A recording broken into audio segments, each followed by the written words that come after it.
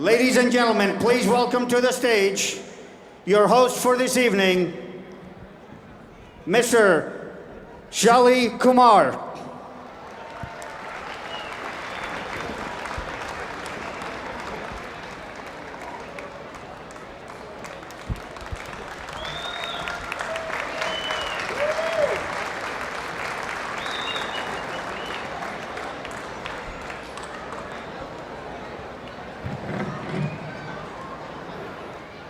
Good evening. Namaste. Namaskaram. Sat Sri Akal. I am Shalabh Kumar. My Janam Bhumi is Bharat, India. And my Karam Bhumi is the United States of America. Meaning, my motherland is India and my work land is USA. I want to tell you my story. I was born in a small town in Punjab called Ambala. My mother, Satyavati, and her family were freedom fighters from a lower middle class family. They fought for a free and independent India and fought for the right to determine their own destiny. Where you end up in life should not be about which family you were born into or what the government thinks you can achieve, but about your own initiative to live out your own dreams.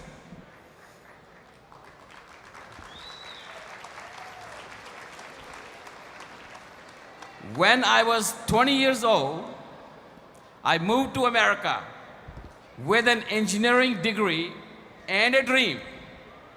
Within next 6 years, I founded AVG Group, which today is a multinational company with 20 plus patents and worldwide operations. See, I'm an inventor. This was my dream, and the reason I came to America, that was the reason I came to America. I did not want a government handout or a special program. I wanted to build something with my own hard work and initiative that would usher new technologies. Folks, let me tell you that I also was a Democrat once.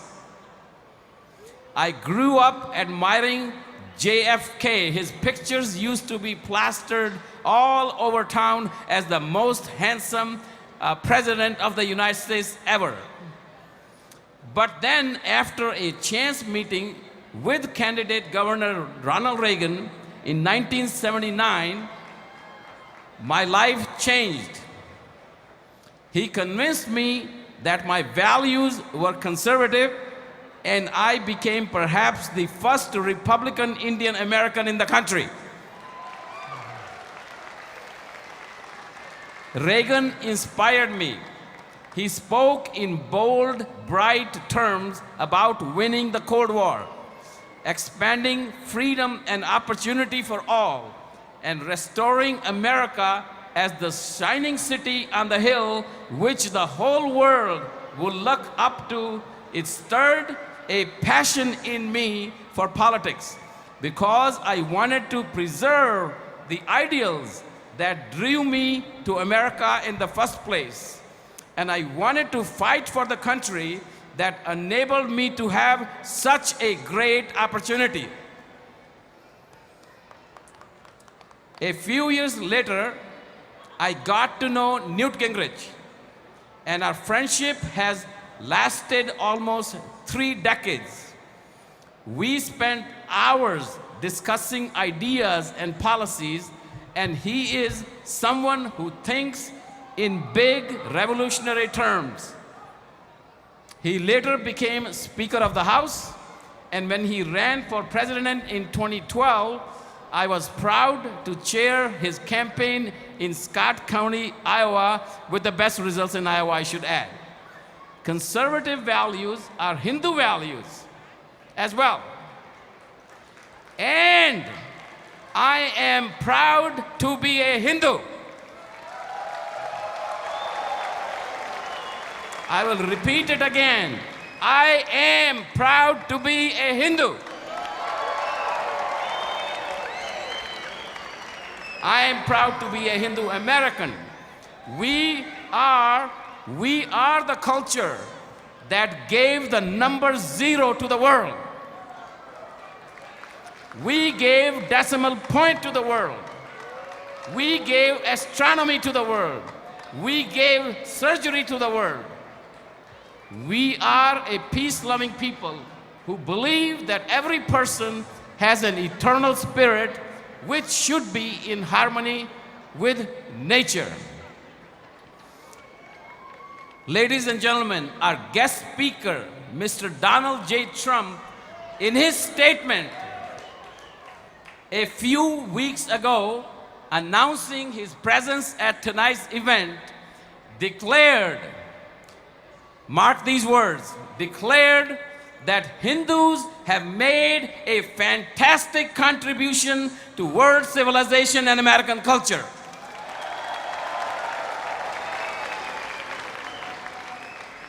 This is the first time in history that a major presidential candidate has addressed the Indian and Hindu communities just 3 weeks before the general election. That is putting our place on the policy-making tables of the United States. Think of the values of conservative movement, and you will see that they are all Hindu values as well. Free enterprise with limited and smaller government is the same, by the way, the policies adopted by none other than our India's dear Prime Minister Modi, who fought the election with small, limited government. Second, fiscal discipline. That is, we need to run the government just like we run our families. We do not spend more than what we take in. Third, family values. That is the third F in our policy, that we should have a family value legislation that encourages families together rather than breaking up families, like sometimes government makes policy that encourage breakup of families, like marriage penalty, etc., and also single mothers and so forth. Lastly, the most important one, because economic security is good, but if you do not have real physical security, what are we going to do? So the fourth element is firm foreign policy.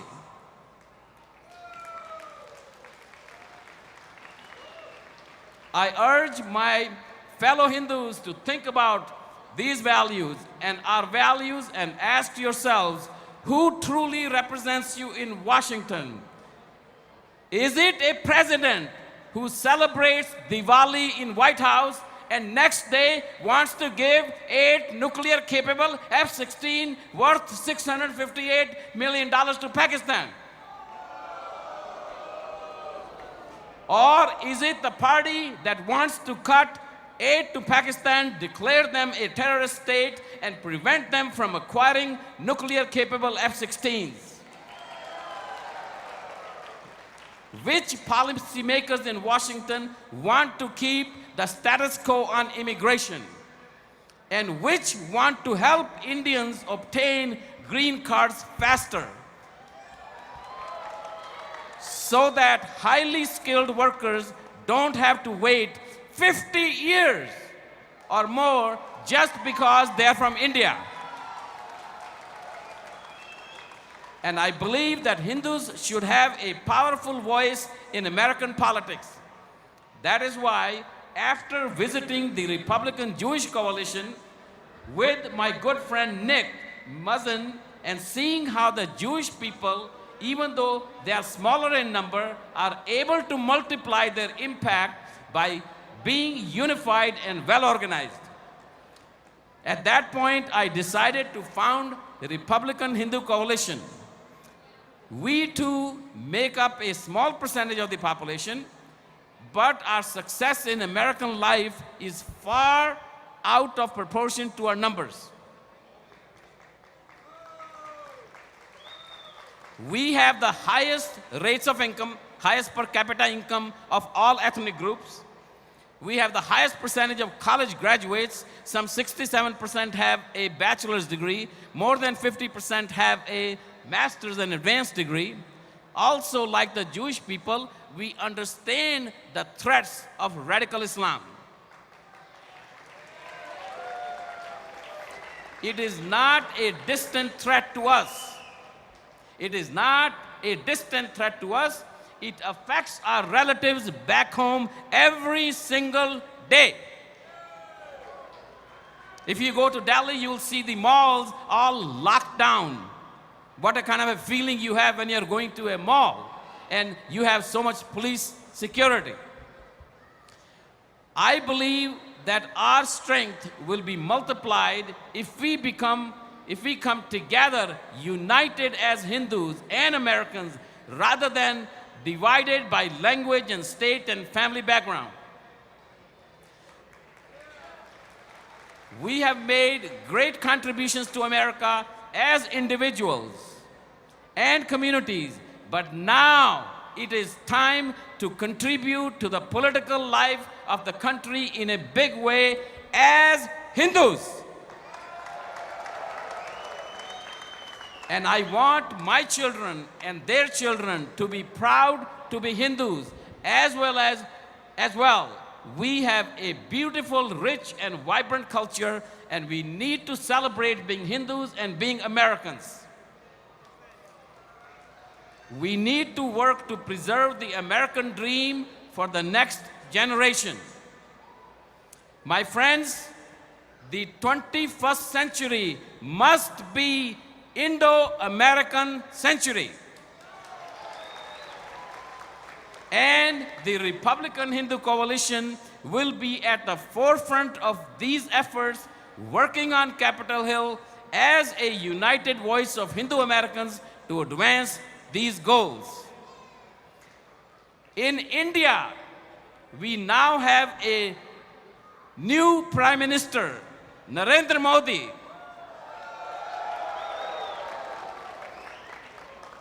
who understands that conservative values are what creates freedom and opportunity for all these people. And wouldn't it be great if we had a leader in America who shared those values? Together, we could expand trade, coming as a check on China, and partnering against radical Islam. When I met Donald Trump a few months ago, we had a long conversation. We told him his love of the Hindu and Indian people based on his experience doing business in India. We talked about family and commerce, about America's role in the world. And I decided to invite him to speak tonight because I know he'll do wonders for US-India relationship. And as Mr. Trump, as I promised you that day in July, I stand at your side, and together we will ensure that the US stands shoulder to shoulder with India. So please welcome my dear friend and a great leader for our country and the world, Mr. Donald J. Trump.